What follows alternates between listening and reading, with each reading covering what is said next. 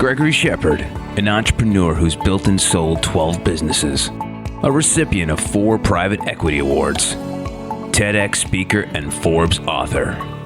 This is the Boss Podcast with Gregory Shepard. I must say, folks, I had a chance to talk to this guy a little bit before the podcast, and I was just so excited to have him on the podcast. He is the CEO, Special Forces guy, amazing guy. My guest this week is Magnus Grimeland, the founder of Antler. Antler is a global early stage VC and investing company enabling thousands of entrepreneurs worldwide to realize their dreams and change the world, similar to what I'm trying to do with this podcast.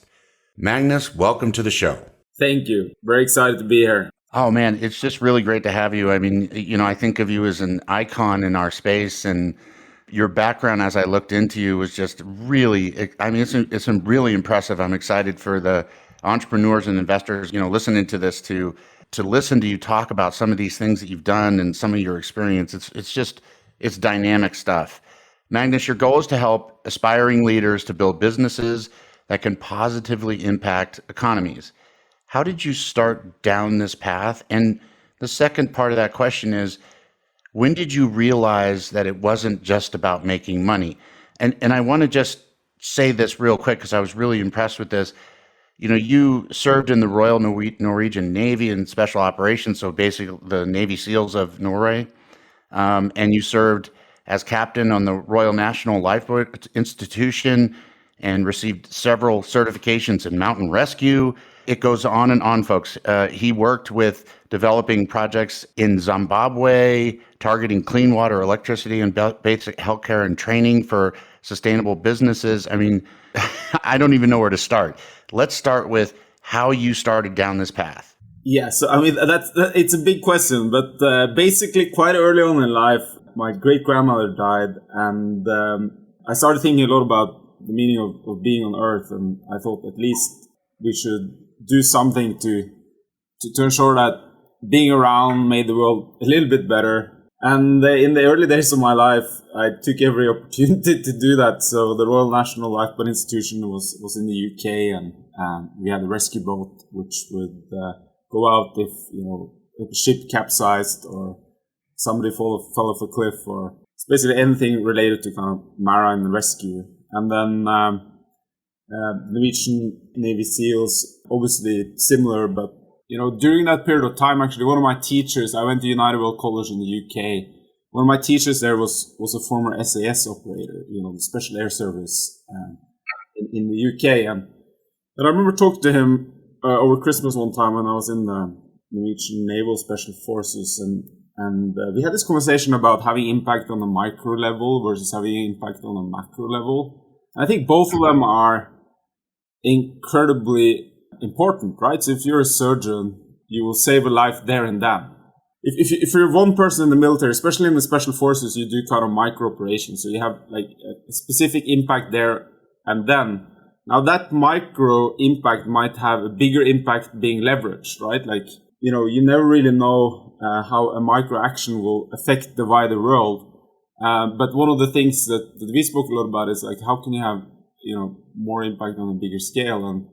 And that's what kind of brought me out of the military and to Harvard, and then later McKinsey, and then we built obviously Zalora.com, which is the biggest fashion e-commerce company in Southeast Asia, and now obviously with Antler trying to enable thousands of incredible leaders all across the globe to solve important problems and build great businesses around it. So it's kind of a move from micro impact to macro impact. I think both of them are insanely important. Mm-hmm. I agree. One of the things that you say that many of the people that you met while studying at Harvard play an essential role in your life. I wondered if you could talk to me about that and how these people have played a role and in what way in impacting you. And then I wonder also along the lines of what you just described, if there's other folks that you've met that also impact what you're doing now. Yes, so I think this has always been something which has been very important to me, and I think should be important to everyone, is if you try to seek out environments, and it could really be anywhere, where you meet other exceptional people you enter into conversations and inspirational conversations that will affect the path you take going forward. And obviously, at the Harvard days, you were kind of lucky to meet so many different people from so many different countries and so many different backgrounds. But it was the same when I was, in high school. I was lucky to apply this scholarship, and we were people from 82 nations who lived together in a boarding school in the UK. In the military, right? Different type of exceptional people who, there was about 1,000 people who started, and, we were eight or 10 people each year kind of get through. And, the people you're with there, you get very close to. When you're in those environments, try to find people who are doing something exceptional in their small or big way will influence the world. And obviously we were at Harvard in the days, I was there 2003, 2007, and it was the kind of second wave of tech growth after the .com. A lot of people ended up going into tech and building new businesses. So, for example, we have Josh Kushner, who built Thrive Capital out of the UK. We have, the Winklevoss twins, who, was part of building up. It's murky, the kind of social network early days, but obviously they were onto that ID, later onto the cryptocurrency ID, and, they were quite leading in the NFT space in the early days. Bill Gabrick, who was part of building up Stripe. Sam Teller, who was Elon Musk's chief of staff for a very long period of time. Mark Zuckerberg, obviously, who built Facebook. Bede Moore is one of our partners here, who was Zuckerberg's roommate in college, actually, who, went on after college. Instead of being part of building up Facebook, he ended up doing a master in Dutch Indonesian history and ended up building one of the biggest e-commerce companies in Southeast Asia called Lazada, which was sold to Alibaba for $3.5 billion. So, people from all types of walks of life doing really interesting things that you were very lucky to spend time with in the early years of your life. So I feel very grateful to have been able to spend time with these types of people. It's clear that you associate yourself with exceptional people like yourself. And in early days, the rumor is that you had a chance to join Facebook in the beginning. And as a partner at McKinsey, how did this sequence happen? Was it Facebook and McKinsey then Facebook? How did this unroll? Because these two things are pretty big deals. A lot of people had the option to join Facebook in the early days as an intern. And I think a lot of people who ended up joining as an intern ended up doing incredibly well, because this was always at the time where there was just, a few thousand people on the platform, and people were paid in equity. I chose to join McKinsey, and obviously Facebook was started in 2004. I left Harvard in 2007, so these were a few years apart. I come from the countryside in Norway. Grew up on a small farm there. Both my parents are nurses. So my mother, she works with refugees and helps. So all the refugees who are coming to our country in Norway, to get the right vaccines, get integrated into society, start learning Norwegian, get into school, all that stuff. That's what she worked with. And my father's a psychiatric nurse, so he used to work at the suicide ward in the county. So I came from a background where, it's a humble background, but obviously in a very well-off country in Norway.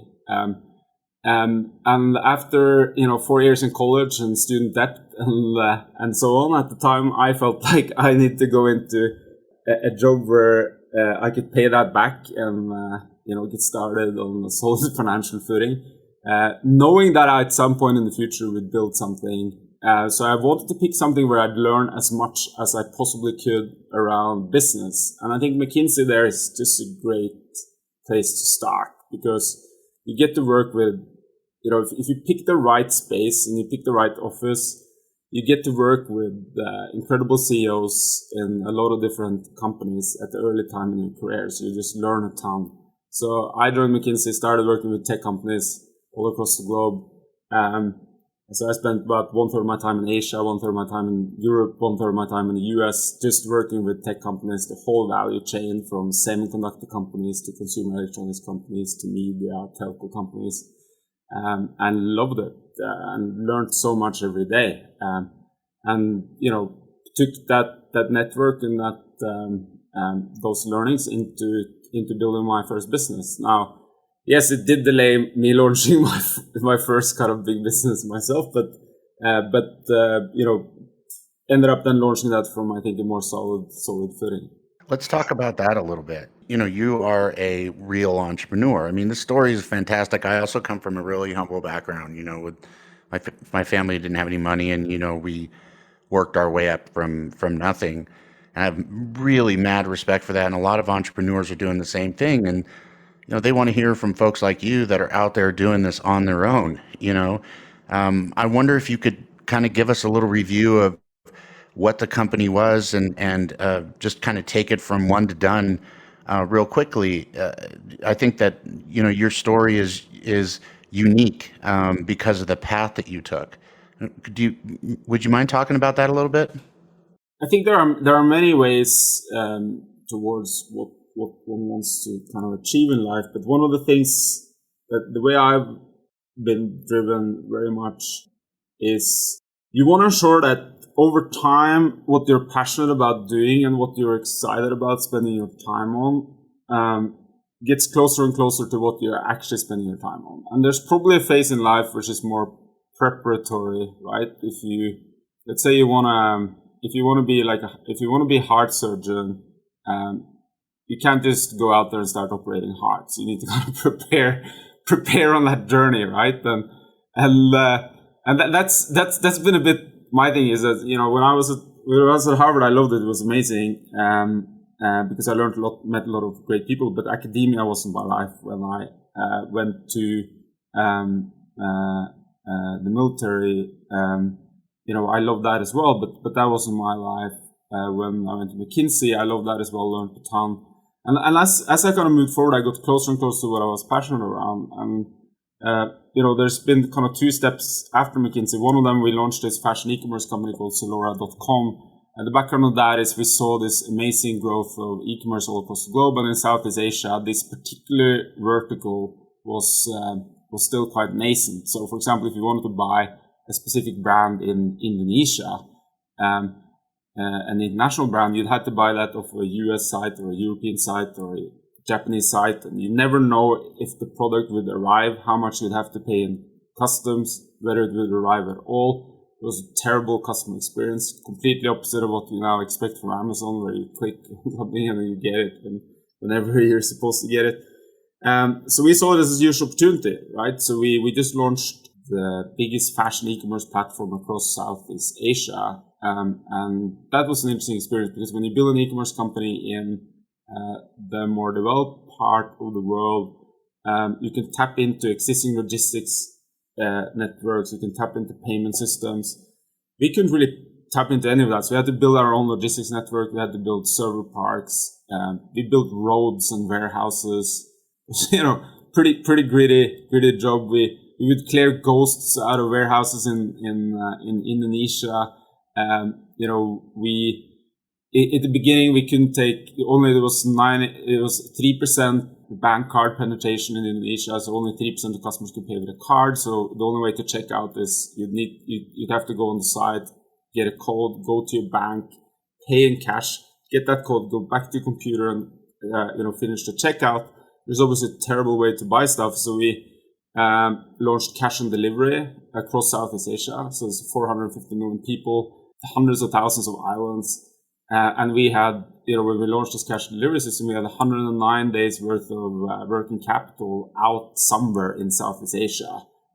Money that people had paid for stuff that was making its way from like one island back to an airport, to another airport, on the road, back to a warehouse so that we could get the money for the clothes that we sold. So it was a super exciting journey where, we were solving all these really hard operational problems while building a tech company. And that became the inspiration of Antler, really. Since we hired, so many great people who became the logistics experts in Southeast Asia, the tech experts in Southeast Asia, the performance market experts in Southeast Asia, and so on, they would go on to build the next generation great companies here in the region, like Gojek, who just IPO'd this Go to $25 billion valuation.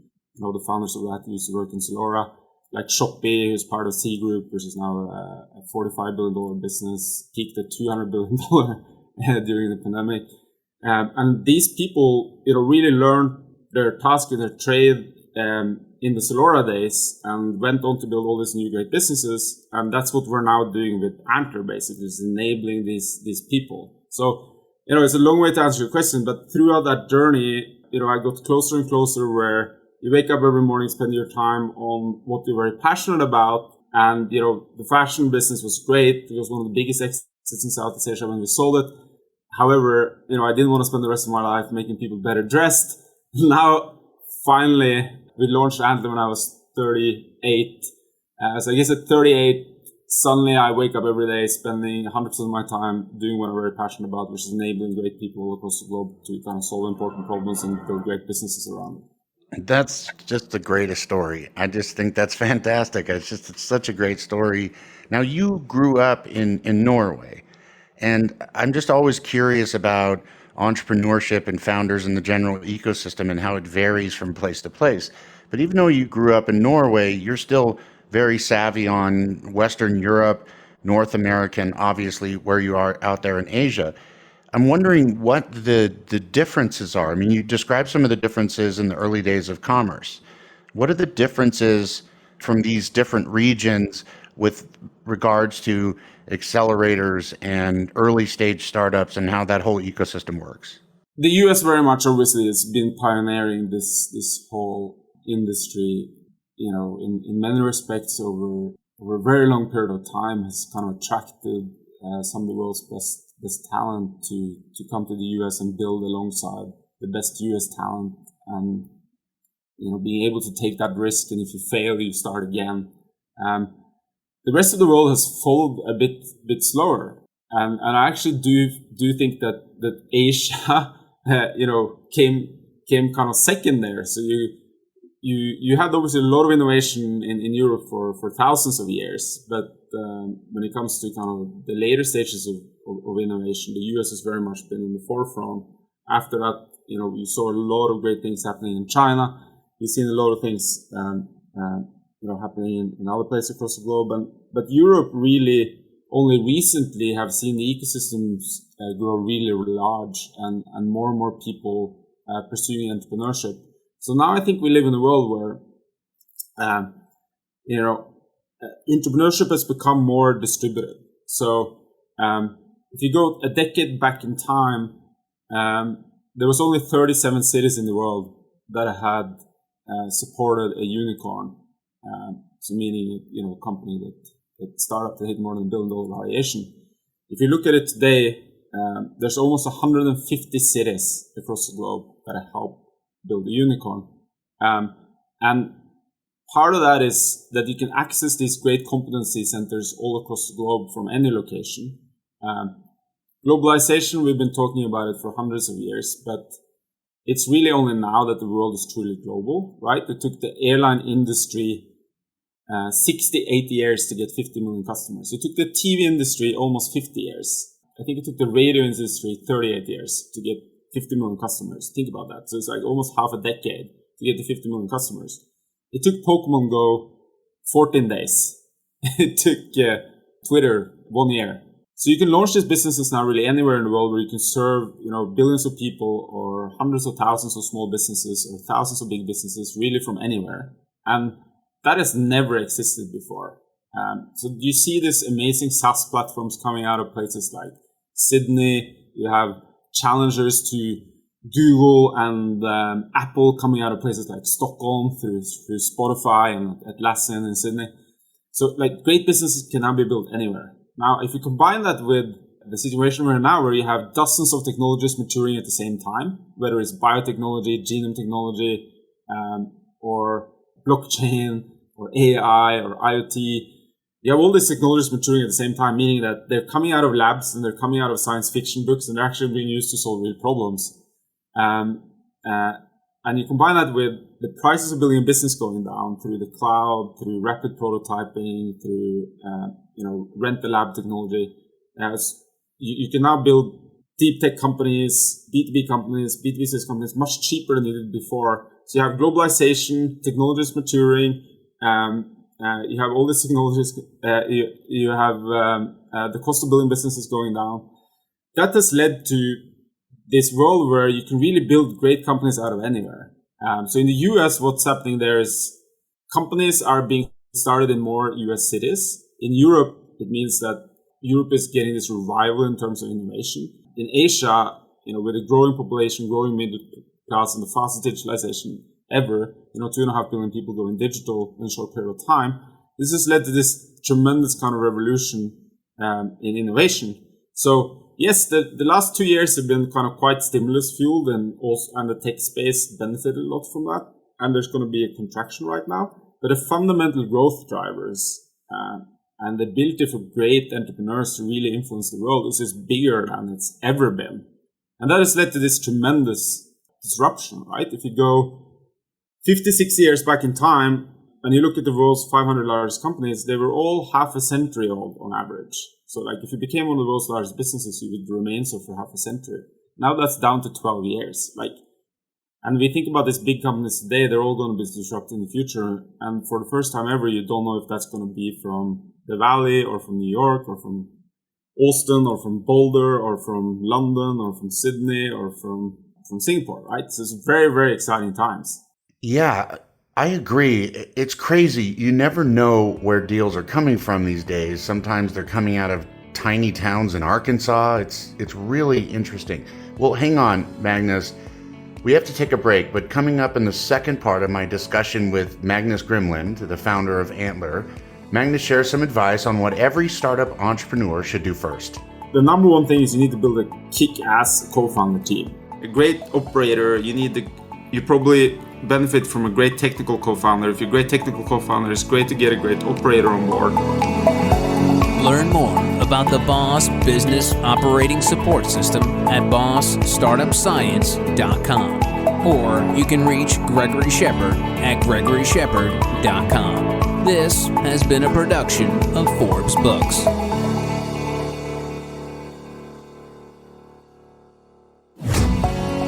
Gregory Shepard, an entrepreneur who's built and sold 12 businesses, a recipient of 4 private equity awards, TEDx speaker and Forbes author. This is the Boss Podcast with Gregory Shepard.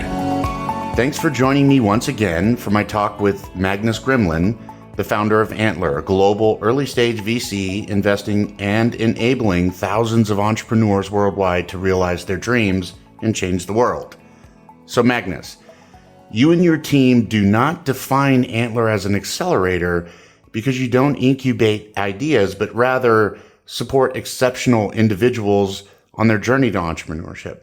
Can you tell us how it works? And can you talk a little bit about your Antler residency program? Yes. So what we do is we invest in people. So if you're thinking about starting something or building something, and you want to raise your first bit of capital, or you want that kind of first partner to come on board, Antler is the right place. So what we focus on is very much that first money in, helping to build companies from scratch. Now, if you compare us to the rest of the ecosystem, you'll have accelerators such as Y Combinator, which typically invest in companies that are 1.3, 1.5 years old. So it's a little bit later on in the journey. It's when the company's already incorporated, and they will help kind of build early traction. Then obviously you have VCs like Sequoia who invest at any stage of the journey. And then you have later stage investors. So what we are focused on is where that first money in. So we want to be the best partner to great founders as they're just getting started. So if you're thinking about building a business right now, you should go and check out Antler at antler.co. Now, what does that really mean? Well, so when you're starting a business, the number one thing is you need to build a kick-ass co-founder team. When you try to find your co-founders, everyone have their own network. So you need to obviously leverage that and get people on board that you know. But unfortunately, it's such that you tend to know a lot of people that are similar to yourself. And we know that the best startup teams out there are quite diverse teams, especially in terms of competencies. So if you're a great operator, you probably benefit from a great technical co-founder. If you're a great technical co-founder, it's great to get a great operator on board. And we look at about 50,000 founders per year. We select the top 3% and have this co-founder network of about 3,800 co-founders from all across the globe that are working on disrupting specific industries. So you can get access to other great co-founders to build a kick-ass team And that I think is the most important to succeed, because the team really determines everything, what you're going to build, how you create that momentum, the next people you hire. So finding the best co-founder team really determines a lot of the success. The second thing you need is product market fit validation. So let's say you're building a cancer drug. You want to ensure that as much as possible, the technology that you're working on is validated, that you break it down into milestones. You should talk to people who are deep into the industries, know what competitors are doing, know what people tried that didn't work, so that when you get started, you build on top of what every other person in front of you has built, and don't start from scratch and reinvent the wheel. If you're building something in B2C or B2B, similarly, like how can you get as much momentum as possible early as you're building your business? How can you get the product out there, get customers, leverage that momentum to hire great people, get more capital on board, get more customers on board? So those are the two things we're very focused on, is like great co-founder team, great product market fit. So you know that if you've been through kind of the Antler process and you've been accepted here, you will have access to a great amount of co-founders and spend a lot of time with the Antler team validating your business model. And then we also come in with the first bit of capital. So we invest in people and not in companies. We're also long-term investors. So if we back you in the first round, we want to back you all the way to your exit. So we can put tens of millions of dollars into your business while we start off with a few $100K in the first investment. And we do that anywhere across the globe. So we're in South America, North America, Europe, Africa, Asia, in Australia, in 23 countries. So chances are, wherever you're listening to this, we'll have a hub close to you. And if you're thinking about building something, we'd love to be a partner of you in that journey. So the Antler Residency program, is that an internship program, or can you talk a little bit about what that is? Yeah, so let's say a founder's journey typically starts with them thinking, let's say you're working at Spotify in Stockholm and you're thinking about, okay, now I want to leverage my competency to build something new. Then typically you would start thinking about what that is, start looking for co-founders. Then at some point you quit your job and you start building. That's the time when we want to start working with you. Is you can then come to our office. You can spend 6 months with us there. Most people come before they incorporated their business. And there will be around 100 other people there working on interesting stuff. Plus we have 10 full-time Antler people in that city, plus about 70 advisors in that city. Plus you get tied into the global network of founders who are also building. And out of that, will come a co-founder team and a great business model that you're working on. And if you get to that level where you have a great team and you're working on something that really makes sense and you're solving a real problem, we will back you with capital. So that's how that process really works. It's like when you leave your job and you're thinking about building something, you have a free office space. If you don't have, if you need money to pay your rent or living costs and you've been selected into Antler, we will also, you can apply for a grant. So you can also get paid throughout this process, which really helps, I think, democratize the whole entrepreneurship journey, because you can access a similar type network that I was lucky to have after my McKinsey and Harvard career through the network that we built, and it's a true global network. So we end up just working with a very diverse set of founders, right? Like some people come from a very humble background. Some people have, been to all the right places before they join. We have 35% of our teams have a female co-founder, people from all nationalities and backgrounds. It's just a true kind of collection of exceptional people that are the top 3% that we could find, who are there working for 6 months on getting their next thing off the ground, with the best professionals we could find in the game. So we started off talking about you, and then we went into Antler, and I want to go back to you a little bit because I'm just fascinated. If you were to list the most frequent success stories, is there a pattern that you see when you look back on companies? Like, is there any pattern that's a reoccurring pattern that you notice with the successful startups that you guys back? There are two big patterns. One is the right team, and there are 4 factors on the right team. So A, the founders themselves have a spike. So there's something that they're better on than most other people. And that spike can be anything really.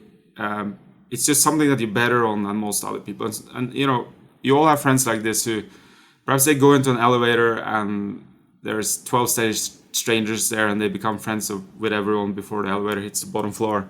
And they have that personal connection, or perhaps sales is their strength. Other people will like to go home on Friday night when other people go out and just spend time solving a deep technical problem, or they're experts within a specific field.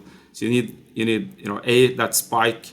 B, you need drive, which is a combination of passion and ambition and the ability to execute. C, you need grit, which is the staying power, right? Like think about Elon Musk and how many times his companies always went bankrupt, or SpaceX blew up all the rockets before they had success. He almost had to mortgage his house. Tesla went bankrupt almost 6 times. A lot of people would have just given up on the way, but he had that staying power, and great founders have staying power.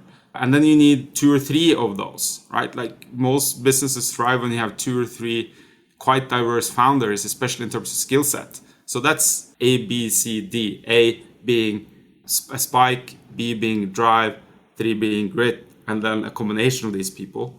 And then the second thing is you need a team to kind of address a real problem, right? There are a lot of startups out there who are kind of building something because it's kind of cool to be an entrepreneur, or they're building something because they're very excited about that specific technology, or they're building something because they didn't have the kind of opportunity to do something else. We very often see that these companies don't succeed, and I think it's partly why 99% of startups fail. But if they're solving a real problem and they spend real time identifying that this is a real problem, and they spend real time thinking about how technology could solve that problem, combined with an exceptional team, then you will succeed. Then actually the whole startup journey doesn't become very risky. And this is why you see some serial entrepreneurs, they're succeeding again and again and again and again, because they think really hard about putting together an exceptional team. They think really hard about solving a real problem, utilizing a new technology or a new way to solve that problem. It makes perfect sense. As a leader for you, how do you measure your own performance? I mean, we use leading and lagging KPIs and the valuation drivers, et cetera, for the business. And, different project manager software allows you to sort of check performance on your people. How do you measure your own performance? Great question. I do this in 2 ways. So one is, I believe there are 3 frames of life that are very important for me. So A is what I'm doing in professionally. B is, my family and friends. And C is,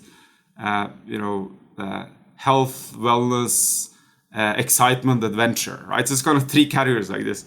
And I think that, and I'm not recommending everyone to do this, but I at least think kind of on these lenses quite long term. So I always have like a 10-year plan, I have a 5-year plan, I have a 1-year plan, I have a 3-month plan and a 1-month plan. And I want to ensure that what I'm spending my time on this month somehow will get me closer to where I want to be 10 years from now. And I get excited about thinking about that, right? And what those things are kind of different in each bucket, right? So I know what I need to achieve at work. I know what I want to achieve with friends and family and my children. I know what I want to do adventure-wise and how I want to challenge myself this month. But I also know how that is tied into kind of a longer 10-year journey. And that 10-year journey is always it's almost like unachievable in a way, but exciting to think about. So that's one aspect. So I can very kind of clearly see how I'm developing towards that. And the second thing is at work, I'm quite data driven. So what we do is we try to ensure that we have a mission driven leadership, myself included. There are 2 or 3 kind of KPIs that everyone should think about as their most important thing to achieve. And we check in on that on a weekly basis. And I do that on myself as well. And there are certain milestones when I hit them that we celebrate.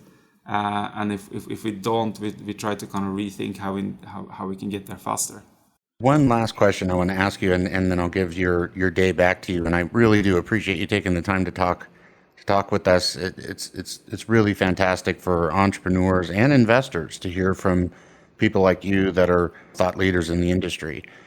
As an organization gets larger, there can be a tendency for the institution to damper the inspiration. How do you keep that from happening as the company starts to scale up? I mean, there is this this expression that I think Jeff Bezos is most famous for, but I think everyone should think through is like, it's always day one or always day zero.